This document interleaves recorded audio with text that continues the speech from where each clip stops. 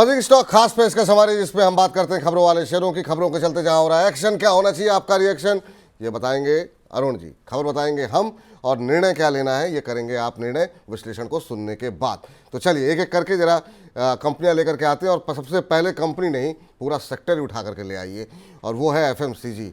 कल की गिरावट में अगर वाकई में किसी ने में चमक दिखाई दी है तो वो दिखाई दी है एफएमसीजी के अंदर।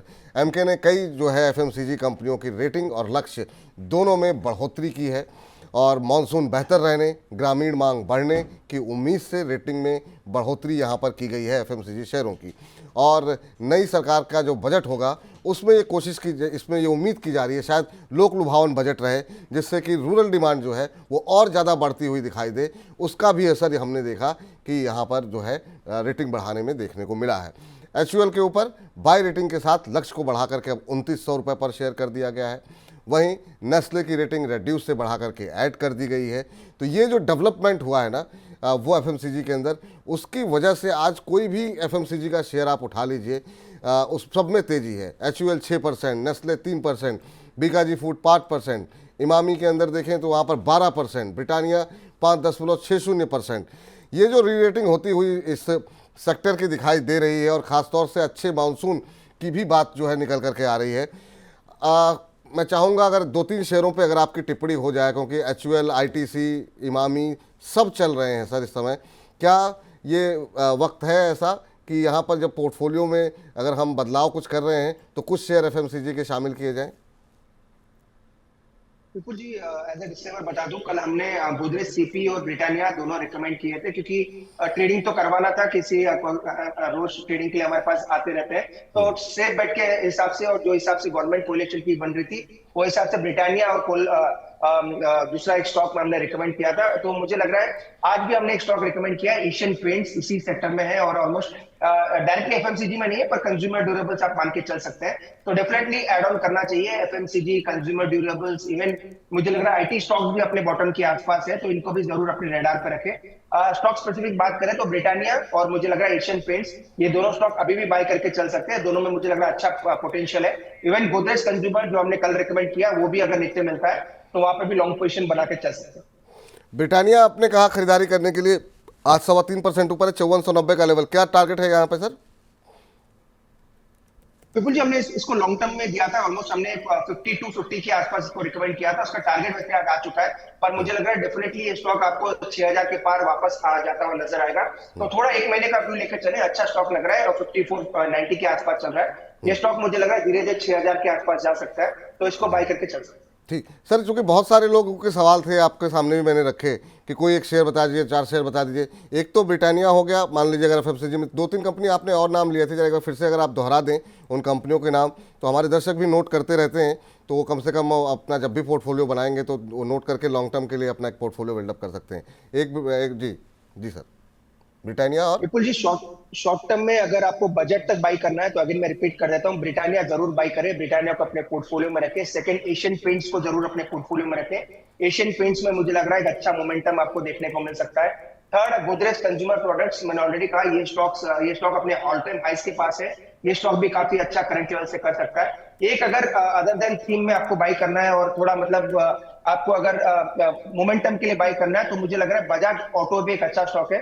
बजाज ऑटो ही मुझे लग रहा है यहाँ से आपको 5 डिजिट में इजीली जाता हुआ नजर आएगा, तो बजाज ऑटो पे भी नजर रखें। मुझे लग रहा है 10,400, 10,500 एक महीने के अंदर मुझे लग रहा है इस स्टॉक पर भी टारगेट देखने को मिल सकते हैं। ये पूरे मैंने बजट प्लस जो coalition government plus rural consumption के हिसाब से बास्केट बनाया था। इन सभी स्टॉक्स को आप 1 से 1.5 महीने के लिए बाय करके चले, मुझे लग रहा है कि अच्छा बास्केट बनेगा और अच्छे रिटर्न्स इन चारों में देखने को मिल सकते हैं। चलिए, तो जो दर्शक अभी तक हमारे साथ बने हुए हैं, हालांकि ज़्यादातर दर्शक बने हुए हैं क्योंकि अब संख्या लाइव दर्शकों की 1100 के पार पहुंचती हुई दिखाई दे रही है। तो आपको Bajaj auto, Britannia, Asian paints, ये वो तमाम शेयर हैं जहां पर ख़रीदारी की सलाह जो है दी जा रही है 1 से 1.5 महीने के नज़रिए के साथ। लेवल्स आपको मिल ही गए होंगे, आपने नोट ही कर लिए होंगे। चलिए आगे चलते हैं, अगली कंपनी जरा स्क्रीन पर लेकर के आ जाइए और यहाँ पर देखते हैं कि क्या स्थिति देखने को मिल रही है। यहाँ पर आपको बता दें टाटा मोटर्स पे खबर है। टाटा मोटर्स फाइनेंस के टाटा कैपिटल के अंदर अब विलय को जो लेकर के मंजूरी जो है वो दे दी गई है। अब बोर्ड की मंजूरी तो हो गई है, लेकिन अभी सेबी, आरबीआई, NCLT, इन तमाम जो नियामक हैं इनकी मंजूरी बाकी है। व्हीकल फाइनेंस कारोबार को अलग करने के लिए इस विलय को मंजूरी दी गई है और इसको अलग से IPO लाया जाएगा, इस कंपनी को अलग किया जाएगा। विलय को पूरा होने में अभी 9 से 12 महीने का समय लगेगा और कंपनी अपने पूरे NBFC कारोबार को जो है वो अलग करना चाह रही थी। जिस समय हमने खबर बनाई उस समय करीब आधे % के आसपास की तेज़ी देखने को मिल रही थी, लेकिन उसके बाद बाजार में रिकवरी देखने को मिली और टाटा मोटर्स भी रिकवर हुआ है। 2.25% की तेज़ी जो है इस समय देखने को मिल रही है, 929-929.50 का। सर, ये खबर को किस तरीके से देख रहे हैं आप? कंपनी अब एक नया IPO लाने की तैयारी में, हालांकि भी समय इसमें ज़्यादा जाएगा, लेकिन इस कारोबार को अलग करने के फैसले को कैसे देख रहे हैं आप? विपुल जी, वैसे तो ये पहले से अटकलें थी और वैसे भी मुझे लग रहा है स्टॉक अच्छे करेक्शन के बाद बॉटम के आसपास मिल रहा है, तो डेफिनेटली इस खबर पॉजिटिव है और मुझे लग रहा है आने वाले दिनों में टाटा मोटर्स में आउट परफॉर्मेंस जरूर देखने को मिलेगा। 900-920 के आसपास के लेवल है, काफी अट्रैक्टिव लेवल है। ऑलरेडी मैंने कहा ये स्टॉक आप करंट लेवल पर भी बाय करके चल सकते हैं। इसका जो और एक स्टॉक है टाटा मोटर DVR, वो भी 600 चेंज के आसपास है, उसको भी एक्यूमुलेट करके चले। मुझे लग रहा है टाटा मोटर्स अपने बॉटम के आसपास है। मैक्स 2 से 3% करेक्शन अगर होना चाहे तो और हो सकता है 900 या 880 के आसपास। मुझे लग रहा है वापस ये 1000 की तरफ जाने के लिए तैयार है, तो जरूर बाई करें स्टॉक को। इस न्यूज के लिए बाई ना करें, ओवरऑल फंडामेंटल्स टेक्निकल दोनों ही मुझे लग रहा है करंट प्राइस के आसपास सपोर्टिव है, तो डेफिनेटली ऐड करके चल सकते हैं। ऐड करके चल सकते हैं। चलिए, तो ये राय निकल करके आती हुई अब जरा स्क्रीन पर लेकर के आते हैं बजाज ऑटो। बजाज ऑटो को जरा लेके आइए। कंपनी के जो शेयर जो है ना वो टेक्निकल चार्ट्स पर जो है वहाँ पर अब ब्रेकआउट की स्थिति बनती हुई दिखाई दे रही है। इवन पूरे ऑटो पैक में ही आज हम देख रहे हैं अच्छी रैली देखने को मिल रही है। अच्छे वॉल्यूम के साथ शेयर अपने जो उसका एक रेंज बनी हुई थी उसको क्रॉस किया है बजाज ऑटो ने, और शेर खान ने शेयर पर 10,000 रुपये से लेकर के 10,500 रुपये तक के टारगेट यहाँ पर निर्धारित किए हैं। पिछले 6 महीने में 55%, एक साल में 101% से ज़्यादा का रिटर्न बजाज ऑटो में आता हुआ दिखाई दिया है। और अभी थोड़ी देर पहले बजाज ऑटो पर अरुण मंत्री जी ने भी जो है यहाँ पर सकारात्मक रुख दिया है और खरीदारी की सलाह दी है। सर, आज एवरेज वॉल्यूम से ज़्यादा वॉल्यूम निकल करके आया है, कंपनी ने अपनी रेंज को तोड़ा है। बजाज ऑटो पे आपकी राय, और ओवरऑल ऑटो पैक में जो आज हम देख रहे हैं रैली, जिस तरह की शानदार रैली, उसको किस तरीके से आप देख रहे हैं? और क्या मतलब ऑटो में आपको, बजाज ऑटो पे आपकी राय तो जानेंगे ही, पर और कोई भी पसंद है आपको ऑटो में?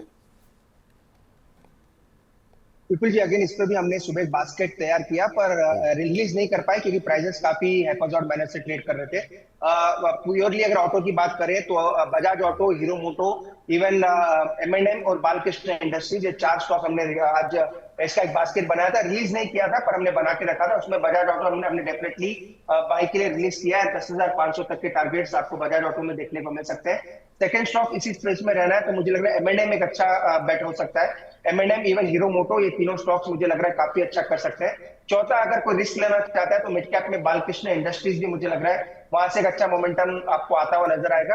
अगर आप गौर करें विपुल जी, चारों ही rural based consumption related stock है। ज्यादा इनकी जो सेल्स होती है वो रूरल साइड होती है, तो मुझे लग रहा है चारों स्टॉक्स काफी अच्छा कर सकते हैं। प्रिफरेबली बजाज ऑटो और M&M, ये दो मुझे लग रहा है इनमें ज्यादा अच्छा परफॉर्मेंस दिखा सकते हैं। बजाज ऑटो और M&M, इसमें ज़्यादा अच्छी परफॉर्मेंस देखने को मिल सकती है। तो हमारा चुन चुन के का सेगमेंट तो होगा ही, लेकिन बजिंग स्टॉक्स में भी बहुत सारे शेयर यहाँ पर निकल करके आ रहे हैं। तो आप लोग अपनी पेन कॉपी पे नोट करते रहिए लेवल्स को लेकर के, और अगर आपका नज़रिया लंबी अवधि का है तो यहाँ इन तमाम शेयरों में आपको अच्छे रिटर्न आते हुए दिखाई देंगे। क्योंकि अगर मानसून अच्छा रहता है तो रूरल डिमांड में इंप्रूवमेंट होगी, और रूरल डिमांड अगर बढ़ती है तो ये FMCG, ये 2 व्हीलर वाला ऑटो सेगमेंट, इन तमाम शेयरों में जो है अच्छा मोमेंटम देखने को मिल सकता है। चलिए आगे बढ़ते हैं और अगली कंपनी का जिक्र करते हैं, और ये है JPT इंफ्रा। यहाँ पर आपको बता दें कि आज खबर आई कि कंपनी को RVNL से 547 करोड़ रुपए का एक बड़ा ऑर्डर मिल गया है, और ये ऑर्डर जो है पश्चिम बंगाल के कोना एक्सप्रेसवे के लिए कंपनी को ये ऑर्डर दिया गया है, और एक बड़ा ऑर्डर है। और उसी के चलते कंपनी के शेयर में हमने देखा कि एक समय 5% के तक की जो है तेज़ी देखने को मिल रही थी। हालांकि बाद में कूल ऑफ हुआ था ये शेयर, और अब अभी भी अगर हम देखें तो 2.5% के आसपास की मजबूती यहाँ पर बनी हुई है। सर, अगर आप ट्रैक करते हो, क्योंकि इस तरह के शेयर जल्दी ट्रैक में आते नहीं हैं, लेकिन आपके अगर JPT इंफ्रा पे अगर राय आपकी जानना चाहेंगे, क्योंकि एक तरफा रैली रही है। पिछले 6 महीने में 70% के आसपास की रैली यहाँ पर देखने को मिली है। पिछले एक साल में 300% से ज़्यादा का रिटर्न यहाँ पर रहा है। JPT इंफ्रा, आपकी राय सर? मुझे टेक्निकली काफी अच्छा लग रहा है। ऊपर में 240 के आसपास ये स्टॉक चल रहा है। अभी आज भी अगर आप देखें तो ऑलमोस्ट 4% की तेजी दिखा रहा है। टेक्निकली साउंड है। यूजुअली हम रिकमेंड नहीं करते क्योंकि वॉल्यूम्स काफी अनइवन है। पर टेक्निकली मुझे लग रहा है ऊपर में 262 तक ये जाने के लिए तैयार है। तो किसी ने भी ले रखा है तो होल्ड करें, 230 का स्टॉप लॉस मेंटेन करें। मुझे लग रहा है ब्रेकआउट के संकेत देखने को मिल रहे हैं और 260 262 वहां तक एक बार स्टॉक ऊपर के लेवल दिखा सकता है। तो जिन्होंने भी ले रखा है होल्ड करें, 230 का स्टॉप लॉस मेंटेन करें और 262 तक के टारगेट देखने को मिल सकते हैं। ठीक सर, ये राय यहाँ पर निकल करके आती हुई। और इस बीच स्वाति मोरे जी कह रही हैं कि sir, hello sir, hello ma'am, कहीं big fan of money 9 Ashok land पे जानना चाहती हैं, वो राय आपकी, लेकिन आप उनसे इस शेयर पे आपकी राय लें उससे पहले अपने दर्शकों को बता दें कि फिलहाल के लिए बजिंग स्टॉक्स में इतना ही।